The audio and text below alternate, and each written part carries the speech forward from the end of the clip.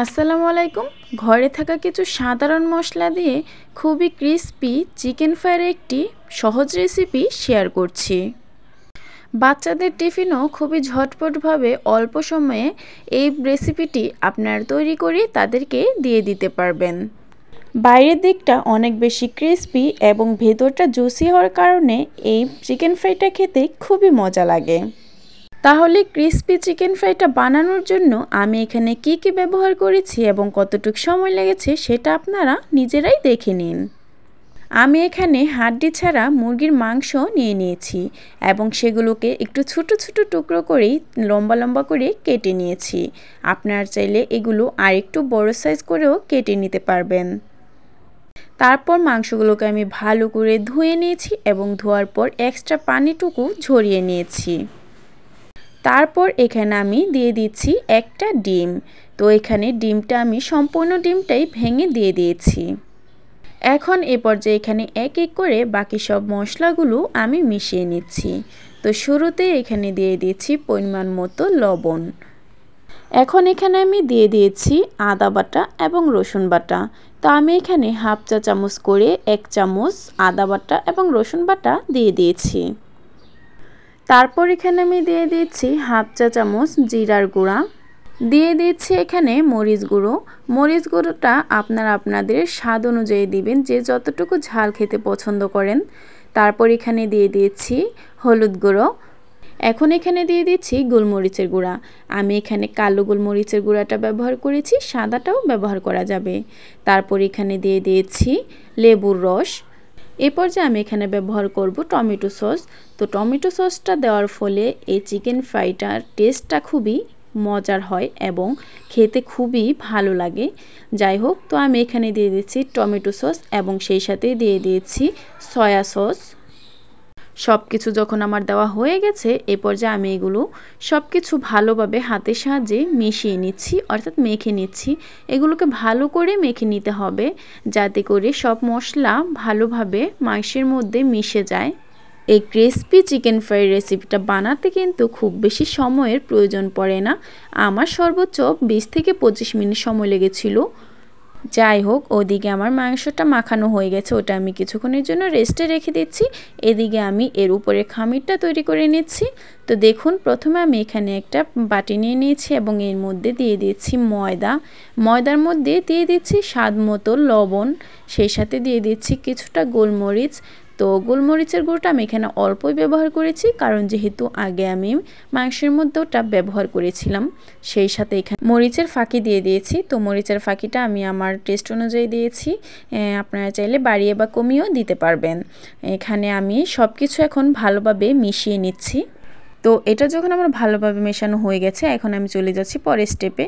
তো যে মাংসগুলো আমি ভালো করে মিশিয়ে রেখেছিলাম মশলা দিয়ে এবং রেস্টে রেখেছিলাম, তো সেখান থেকে এক টুকরো মাংস আমি এখানে এনে তারপর এই ময়দার পুরের উপরে দিয়ে দিচ্ছি এবং সেই সাথে ময়দাগুলো ভালো করে মাংসের উপরে মিশিয়ে এবং হাতের সাহায্যে চেপে চেপে এগুলোকে ময়দার সাথে মিক্সড করে নিচ্ছি। এ পর্যায়ে এখানে ভালো করে মাংসের মধ্যে ময়দাগুলো দিয়ে কোট করে নিতে হবে এবং যখন কোট করা হয়ে যাবে, এটাকে ভালো করে ঝেড়ে এর উপর থেকে যে আলগা ময়দাগুলো থাকবে সেগুলোকে ঝেড়ে ফেলে দিতে হবে। তো যাই হোক, দেখুন কিভাবে আমি এগুলোকে কোট করে নিয়েছি। সেমভাবে আমি বাকি মাংসগুলোকে একইভাবে কোট করে নেব এবং ঝেড়ে এর উপর থেকে এক্সট্রা যে ময়দাগুলো থাকবে সেগুলোকে আমি ফেলে দেব। ভিউয়ার্স, এর মাঝখান দিয়ে একটা কথা বলে নিচ্ছি, আমার ভিডিওটি আপনাদের কাছে কেমন লাগে অবশ্যই কমেন্ট করে জানিয়ে দিবেন এবং সেই সাথে যারা আমার চ্যানেলে নতুন তাদেরকে অসংখ্য ধন্যবাদ জানাচ্ছি এবং স্বাগত জানাচ্ছি আমার চ্যানেলে। যারা আমার চ্যানেলটি সাবস্ক্রাইব করে দিয়েছেন তাদেরকে অসংখ্য ধন্যবাদ এবং যারা করেননি তারা অনুগ্রহ করে আমার চ্যানেলটি সাবস্ক্রাইব করে দিবেন এবং পাশে থাকা বেল আইকনটি অন করে দিবেন।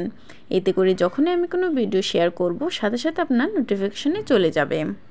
তো দেখুন, কথা বলতে বলতে দেখিয়ে দিচ্ছি এখানে সবগুলো মাংস আমার কুট করা হয়ে গেছে। এখন চলে যাব পরের স্টেপে, অর্থাৎ আমি চলে যাচ্ছি চুলায়।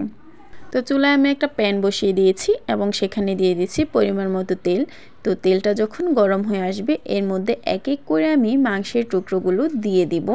তো মাংসের টুকরোগুলো দেওয়ার সময় চুলার আঁচটা অবশ্যই লো ফ্লেমে রাখতে হবে, যাতে করে মাংসগুলো দেওয়ার সাথে সাথে নিচে থেকে লাল হয়ে না যায়। তাছাড়া শুরুর দিক থেকে এমনিতেও চুলার আঁচটা কিছুটা কমিয়ে রাখতে হবে, তারপর মাঝখান দিয়ে এটা বাড়িয়ে দিতে হবে, না হলে সবগুলো মাংস উপর থেকে লাল হয়ে যাবে, ভাজা হয়ে যাবে, ভেতরটা হবে না।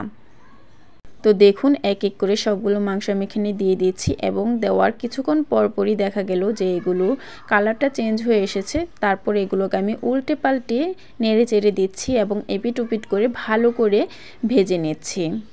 যদিও এগুলো ভাজতে আমার খুব বেশি সময় দরকার পড়েনি, কারণ মাংসগুলো আমি খুবই ছোটো করে কেটেছিলাম। তাছাড়া এগুলো এমনিতেও একটু বড় করে কাটলেও খুব বেশি সময় দরকার পড়ে না। সর্বোচ্চ 8 থেকে 10 মিনিট কিংবা এর চেয়ে কম সময়ও লেগে যেতে পারে। আমার তো 10 মিনিটও সময় লাগেনি এগুলো ভাজতে। তো যাই হোক, দেখুন এগুলো আমার প্রায় অনেকটাই ভাজা হয়ে গেছে এবং লাল লাল হয়ে এসেছে। তো আপনারা চাইলে এগুলোকে খুবই কড়াভাবে ভেজে নিতে পারেন, এর কালারটা আরও ডিপ করতে পারেন। তো আমি এর কালারটা খুব বেশি ডিপ করব না, কারণ এগুলো যখন উঠিয়ে নেওয়া হবে এবং ঠান্ডা হওয়ার সাথে সাথে এর কালারটা অনেকটাই ডিপ হয়ে আসবে। আমাদের বাসায় অনেক বাচ্চা আছে যারা ঘরের খাবার খেতে চায় না, বাইরের খাবার খেতে পছন্দ করে, কিংবা চিকেন ফ্রাই খেতে তো ছোটো বড় সবাই পছন্দ করে। তো সেক্ষেত্রে বিশেষ করে বাচ্চাদের জন্য এই রেসিপিটি আপনারা অনুসরণ করতে পারেন, তাদের টিফিনও দিতে পারেন কিংবা সকাল বিকেলে নাস্তায় তাদেরকে বানিয়ে পরিবেশন করতে পারেন। আর যখনই এই ক্রিসপি চিকেন ফ্রাই রেসিপিটা বাসায় তৈরি করবেন অবশ্যই একটু বেশি করেই তৈরি করবেন, কারণ একটা দুটা খেয়ে তো আর কারোর মন ভরে না, সবাই একাধিকবার খেতে চাইবে। তো দেখুন এখানে ভাজতে ভাজতে সবগুলো চিকেন ফ্রাই আমার ভাজা হয়ে গেছে। এখন আমি এগুলোকে তেল থেকে উঠিয়ে একটা প্লেটে রেখে দিচ্ছি। এর কালারটা কতটা সুন্দর হয়েছে এটা কিছুক্ষণ পরে আপনারা দেখতে পারবেন। তাছাড়া এটা যখন নামিয়ে নেবেন এর কালারটা অনেকটাই গাঢ় হয়ে যাবে। তো এই পর্যায়ে আমি বাকি যেগুলো ছিল সেগুলো সেমভাবে ভেজে নিয়েছি। দেখুন তৈরি হয়ে গেছে আমার ক্রিসপি চিকেন ফ্রাই। উপরটা ক্রিসপি এবং ভেতরটা হচ্ছে জুসি। আপনারা একবার বাসায় ট্রাই করে দেখতে পারেন, অবশ্যই আপনাদের ভালো লাগবে এবং খেতেও কিন্তু খুবই মজার ছিল। আমি বাসায় বানানোর পর বাসার সবাই এটা খেতে খুবই পছন্দ করেছে এবং খুবই প্রশংসা করেছে। আমার ভাতিজি তো খুবই মজা করে খেয়েছে। যদিও আমি ওই রকম প্রফেশনাল রাঁধুনি নই, তারপরেও চেষ্টা করেছি আমার সবটুকু দিয়ে যতটুকু ভালো করা সম্ভব। তো জানি না ভিডিওটি আপনাদের কাছে কেমন লেগেছে, অবশ্যই কমেন্ট করে জানাবেন কার কেমন লেগেছে ভিডিওটা এবং কোন জায়গায় কতটুকু খারাপ লেগেছে বা ভিডিওটা কেমন হয়েছে তা যদি জানিয়ে দেন, পরবর্তীতে আরও ভালো করার চেষ্টা করব। তো আমার আজকের ভিডিওটি এ পর্যন্তই থাক। পরবর্তী ভিডিও পাওয়ার আগ পর্যন্ত সবাই ভালো থাকবেন, সুস্থ থাকবেন। আল্লাহ হাফেজ।